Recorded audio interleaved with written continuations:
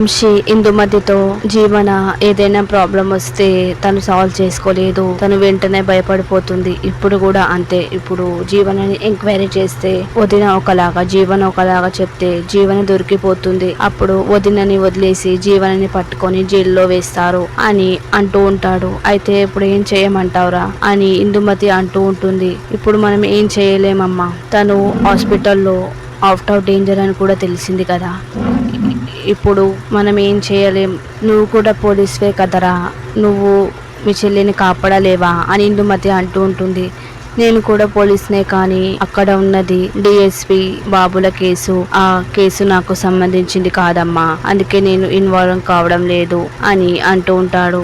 అయినా ఈ విషయం ఎవరికి తెలియదు కదా, జీవన ఎవరికి చెప్పలేదు కదా అని అడుగుతూ ఉంటాడు. లేదురా, ఈ విషయం నాకు మాత్రమే చెప్పింది, ఆ కుట్టికి తెలుసా అని అడుగుతూ ఉంటాడు. లేదురా, ఆ కుట్టికి తెలియదు, జీవనతో చెప్పు, ఆ కుట్టికి ఏ విషయం చెప్పొద్దని, అది నాకే ఎంతో బెదిరిస్తే కానీ చెప్పలేదు, కుట్టికి ఎందుకు చెప్తుందిరా, కుట్టికి చెప్పదు అని అంటూ ఉంటుంది. అయినా మనం ఆ కుట్టితో జాగ్రత్తగా ఉండాలమ్మా, ఎందుకంటే ఒకవేళ ఈ యాక్సిడెంట్ చేసింది జీవన అని కుట్టికి తెలిసిందంటే అమ్మ కోసం కుట్టి ఏదైనా చేస్తుంది. జీవనని తెచ్చిందే కుట్టి, అమ్మ కోసం జీవనని తన ప్లేస్ లో నిలబెట్టింది. అలాంటిది అమ్మ కోసం ఏదైనా చేస్తుంది. అమ్మ ప్రాణాలకి ప్రమాదం ఉందని తెలిస్తే, అమ్మ జైలుకి వెళ్తుందని తెలిస్తే జీవనని ఈ యాక్సిడెంట్ చేసిందని చెప్పి కేసుని తారుమారు చేస్తుంది. అందుకే ఆ కుట్టిని ఒక కంట కనిపెడుతూ ఉండు. అలాగే జీవనని ఎవరితో మాట్లాడొద్దని చెప్పు, ముఖ్యంగా ఫ్రెండ్స్తో ఎవరితో మాట్లాడొద్దని చెప్పు అని వంశీ అంటూ ఉంటాడు. సరేరా, నేను చెప్తాను జీవనకి అని ఇందుమతి అంటూ ఉంటుంది. ఇక కుట్టి సూర్య దగ్గరికి వచ్చి ఇక మనసులో జీవని యాక్సిడెంట్ చేసిందనే విషయం నాన్నకు తెలిసా తెలియదా అని మనసులో అనుకుంటూ ఉంటుంది. అయినా తెలిసిన కూతురు కదా అని అమ్మలాగానే నాన్న కూడా ఆలోచించి ఉండొచ్చు అని అనుకుంటూ ఉంటుంది. ఇక వెళ్ళిపోతుంటే ఇక సూర్య ఏదో వర్క్ చేసుకుంటూ కుట్టి అని పిలుస్తూ ఉంటాడు. ఏమైంది కుట్టి, నన్నేమని అడగాలా అని అంటూ ఉంటాడు. అదే సూర్యబాబు, జ్యోతమ్మ విషయంలో నిన్ను అడుగుదామని వచ్చాను అని కుట్టి అంటూ ఉంటుంది. అడగడానికి ఏముంది కుట్టి, నీకు జరిగిందంతా తెలుసు కదా అని అంటూ ఉంటుంది. తెలుసు సూర్యబాబు, అక్కడ అబ్బాయి అవుట్ ఆఫ్ డేంజర్ అని అమ్మ చెప్పింది, వాళ్ళతో మాట్లాడొచ్చు కదా అని అంటూ ఉంటుంది. నేను సిఏ గారితో చెప్పి వాళ్ళతో మాట్లాడమని చెప్పాను కుట్టి, వాళ్ళు కాంప్రమైజ్ అయితే ఓకే, లేదంటే అని కుట్టి అంటూ ఉంటుంది. లేదంటే ఏం చెయ్యలేం. అదేంటి సూర్యబాబు అలా మాట్లాడుతున్నారు, అమ్మ ఈ కేసు నుంచి ఎలాగైనా బయటపడాలి, అమ్మ ఏ తప్పు చేయలేదు, చేయని తప్పుకు అమ్మ శిక్ష పడాల్సిందేనా అని అంటూ ఉంటుంది. ఇదేంటి, కుట్టి కూడా అనుమానం వచ్చిందా జీవనని యాక్సిడెంట్ చేసిందని, ఆయన జీవన చేస్తే మా తప్పే కదా అని మనసులో అనుకుంటూ ఉంటాడు. అదేంటి ఏ తప్పు చేయలేదంటున్నావు, చేసింది కదా అని అంటూ ఉంటాడు సూర్య. నాకు తెలుసు నాన్న, మీరు తెలిసినా బయటపడలేదని, మీరు ఈ విషయం జీవన గురించి మాట్లాడుతున్నారు నాకు అర్థమైంది అని. ఇక అమ్మ ఎలాగైనా కాపాడాలి సూర్యబాబు, మీరే వాళ్ళతో మాట్లాడండి అని అంటూ ఉంటుంది కుట్టి. మాట్లాడవలసి వస్తే నేను ఎప్పుడో మాట్లాడేవాడిని కుట్టి, ఆ రోజు మనం హాస్పిటల్ వెళ్తే ఆ అబ్బాయి పరిస్థితి క్రిటికల్గా ఉంది, ఆ కోపం అంతా మన మీద చూపించారు. ఇప్పుడు తనకి అవుట్ ఆఫ్ డేంజర్ అని తెలిసి కాంప్రమైజ్ అవ్వడానికి వచ్చారని చెప్పి వాళ్ళు అనుకునే ప్రమాదం ఉంది. అందుకే నేను ఎస్ఐ గారితో చెప్పి మాట్లాడిపించాను. వాళ్ళు ఓకే అంటే పర్వాలేదు, లేదంటే శిక్ష పడితే అమ్మకి ఏం జరగకూడదు, నేను అమ్మకి శిక్ష పడకుండా చూడండి సూర్యబాబు అని ఏడుస్తూ ఉంటుంది. కుట్టి, మీ జ్యోతమ్మకి ఏం కాదు, నువ్వేం టెన్షన్ పడకు, మీలాంటి అభిమాని ఉండడం, మీలాంటి ప్రేమించే కూతురు ఉండడం జ్యోతి అదృష్టం, జ్యోతికి ఏం కాదని చెప్పి వెళ్ళిపోమని చెప్తాడు. ఇక కుట్టి శివుడి దగ్గర అమ్మకి ఏం కాకూడదు శివయ్య, ఆ సునందమ్మ ఎట్లాంటిదో నాకు తెలుసు, సునందమ్మ మనసు మార్చి తనని రాజీ పడేలా చేయి శివయ్య, అమ్మ చేయని తప్పకి శిక్ష పడకూడదు అని అంటూ ఉంటుంది. ఇక ఎస్ఐ గారు సునంద వాళ్ళ హస్బెండ్తో మాట్లాడడానికి వస్తారు. లాయర్ సూర్యప్రసాద్ గారు మీతో మాట్లాడమని చెప్పారు అని అంటుంటే, దేని గురించి అని సునంద అంటూ ఉంటుంది. అదే జడ్జ్ గౌరీప్రసాద్ కోడలు యాక్సిడెంట్ చేసింది కదా, దాని గురించి. అంటే దాని గురించా, తను కావాలని చెయ్యలేదు అని అంటూ ఉంటుంది. ఎవరు కావాలని చెయ్యరు. అలాగని వాళ్ళతో మాకు శత్రుత్వం ఏమీ లేదు. జడ్జి గౌరీ ప్రసాద్ కుటుంబం మీద మాకు ఎలాంటి పగ లేదు. కానీ నాకు ఇంకా ఆలోచించే విషయం ఏమిటంటే, యాక్సిడెంట్ చేసి అలానే వదిలిపెట్టి చీకట్లో వెళ్ళారు. వాళ్ళకి ఆ మానవత్వం కూడా లేదా?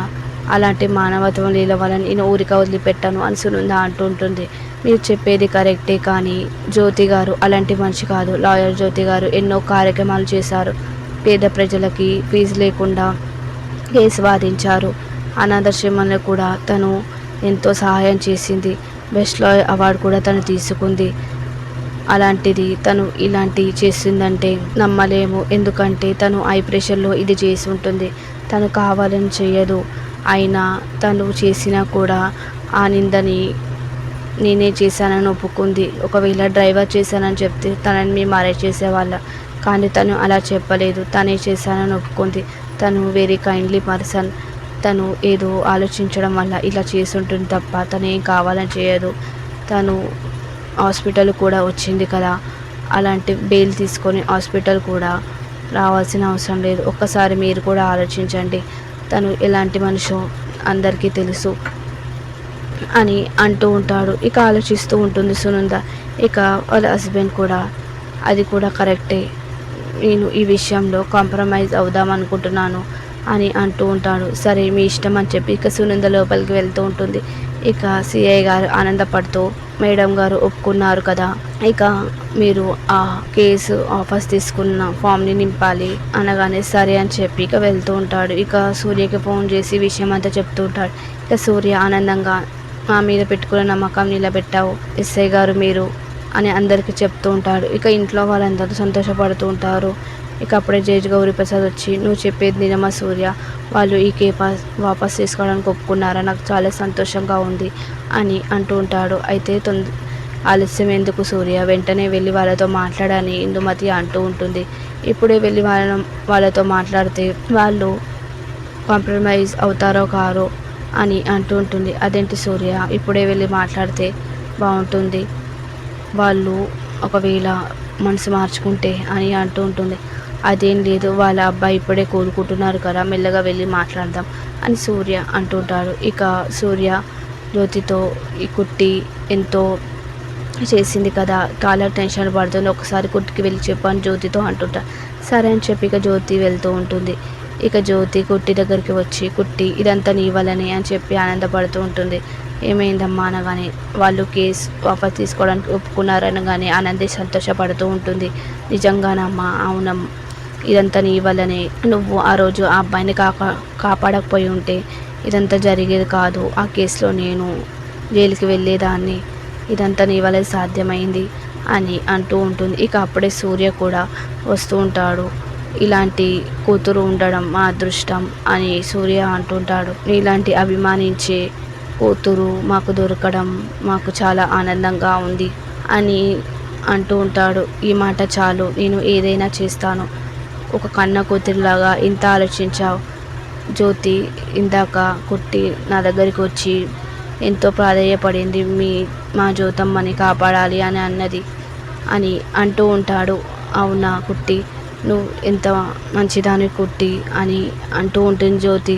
నీలాంటి కూతురు ఎప్పుడు మాకు కూతురుగానే ఉంటుందని చెప్పి ఇక సూర్య వెళ్ళిపోతూ ఉంటాడు. జ్యోతి నాకు చాలా సంతోషంగా ఉంది అని చెప్పి ఇక హక్ చేసుకుంటూ ఉంటుంది. ఇక జ్యోతి పుట్టి శివుని దగ్గరతో ఇదంతా నీ వలని శివయ్య, అమ్మని కాపాడావు అని చెప్పి మొక్కుతూ ఉంటుంది. ఇక అప్పుడే ఇక సింహాద్రి పద్మమ్మ వస్తూ ఉంటారు. ఏంటి బిడ్డ ఎంత సంతోషంగా ఉన్నావని అడుగుతూ ఉంటారు. చెప్తాను అని చెప్పి ఇక కూర్చొని చెప్తూ ఉంటుంది. వాళ్ళు సునంద కేసు వాపస్ తీసుకోవడానికి ఒప్పుకుందనగానే సంతోషపడుతూ ఉంటారు. అవునా అమ్మయ్య, ఇదంతా మంచిగా జరిగింది, ఆ ఎల్లమ్మ దయ వల్ల మంచిగా జరిగింది అని సింహాద్రి అంటుంటాడు. మీ మామగారు మొన్న నుంచి టెన్షన్ పడుతూ ఉన్నారు, ఒకసారి వాళ్ళతో మాట్లాడతానని చెప్పి సింహాద్రి అంటుంటాడు. అదేంటి నాయన, ఇప్పుడైనా నువ్వేం మాట్లాడకు, మీ అమ్మ మీద ఒట్టు అని చెప్పి అంటూ ఉంటుంది. సరే అని చెప్పి మాట్లాడుతూ ఉంటారు. ఏంటి వియ్యకుల గారు, మీరు ఫోన్ చేశారా అని అంటూ ఉంటుంది. మీరు మేస్త్రి నా దగ్గర పని చేసేవారు కాదు, ఇప్పుడు మా వియంకులు అని చెప్పి అంటుంటారు. మీరు ఎంగేజ్మెంట్ అన్నారు కదా, అది రేపే పెట్టుకు అని చెప్పి అంటుంటారు సింహాద్రి. ఇక సరే అని చెప్పి మేమంతా చేసుకుంటాం, మీరు ఎవరినైనా పిలవాలో అది చూసుకోండి అని చెప్పి ఇక ఫోన్ పెట్టేస్తూ ఉంటారు. ఇక రేపే ఎంగేజ్మెంట్ అని చెప్పి